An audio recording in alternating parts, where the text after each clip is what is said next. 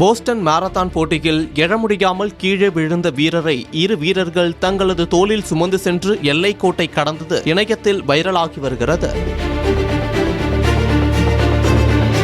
சுமார் 42 கிலோமீட்டர் தூரத்தை கடக்க வேண்டிய போஸ்டன் மாரத்தான் போட்டியில் இலக்கு கோட்டிற்கு மிக அருகில் அஜய் அரிதாஸ் என்ற வீரர் நெருங்கிக் கொண்டிருந்தார். அப்போது திடீரென அவரால் ஓட முடியாமல் தடுமாறினார். வழக்கமாக நீண்ட தொலைவு மாரத்தான் போட்டிகளில் இதுபோன்ற நிலை ஏற்படுவது வழக்கம்தான். மனம் வேகம் எடுத்தாலும் உடல் அந்த வேகத்திற்கு ஈடு கொடுக்க முடியாமல் தடுமாறும். கால்களின் திறன் குறைந்து தடுமாறி அடுத்த அடியை கூட எடுத்து வைக்க முடியாத நிலை ஏற்படும்.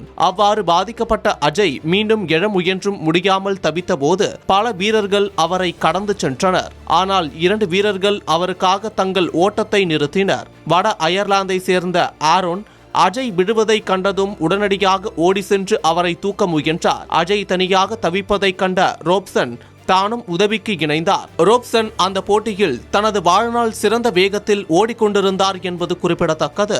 ஆரோன் மற்றும் ரோப்சன் ஆகிய இருவரும் அஜயின் இருபுறமும் கைகளை கோர்த்து கொண்டு அவரை தாங்கி பிடித்து எல்லையை தாண்ட உதவினர். இந்த செயல் அங்கிருந்த ரசிகர்கள் இடையே பெரும் உற்சாகத்தை ஏற்படுத்தியது. இது தொடர்பான வீடியோ சமூக வலைதளங்களில் வைரலாகி வருகிறது.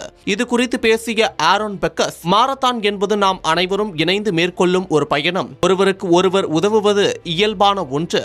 பிறருக்கு உதவுவது மகிழ்ச்சி அளிக்கிறது என்று அவர் எளிமையாக குறிப்பிட்டார். அது மட்டும் இல்லாமல் அஜய் தெரிவிக்கையில், 4வது முறை கீழே விழுந்தபோது நான் தவழ்ந்து சென்றாவது இலக்கை அடைய தயாராக இருந்தேன். அவர்கள் எனக்கு செய்த உதவி மிகப்பெரியது. குறிப்பாக ரோப்சன் தனது சாதனையை எனக்காக தியாகம் செய்துள்ளார் என உருக்கமாக தெரிவித்தார். அதோடு ரோப்சன், யாராவது ஒருவர் உதவ நின்றால் நானும் நிற்பேன் என வேண்டிக் கொண்டேன். ஆரோன் நின்றதை பார்த்ததும் நான் அவருடன் இணைந்து கொண்டேன் என்றார். இந்த இருவரின் செயல் உலகம் முழுக்க பாராட்டை பெற்றது மட்டும் இல்லாமல் சமூக வலைதளங்களில் படு வைரலாகி கவனம் ஈர்த்து வருகிறது.